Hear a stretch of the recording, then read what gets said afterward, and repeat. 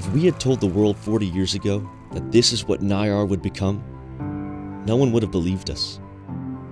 What began with a small team of engineers and a mission to increase university research is now the National Institute for Aviation Research, an R&D powerhouse shaping the future of aerospace, defense, and advanced manufacturing.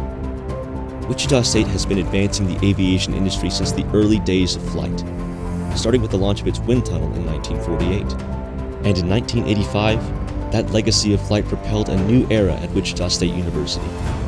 We started with $1 million in research funding and the support of the FAA. Today, we drive nearly $500 million in awards and contracts, taking NIAR's expertise into advanced manufacturing, digital transformation, and even healthcare infrastructure. And we've done it with champions who believe in what's possible. Leaders like U.S. Senator Jerry Moran, whose support helped accelerate NIAR's growth and bring major federal contracts to Kansas. That trust and belief in NIAR's expertise led to unmatched capability in aircraft sustainment and digital twin technology, keeping the nation's military fleet in the air and the future in motion. Today, NIAR is a model for what's possible through innovation. Every challenge is an opportunity, and every breakthrough pushes us towards the next horizon.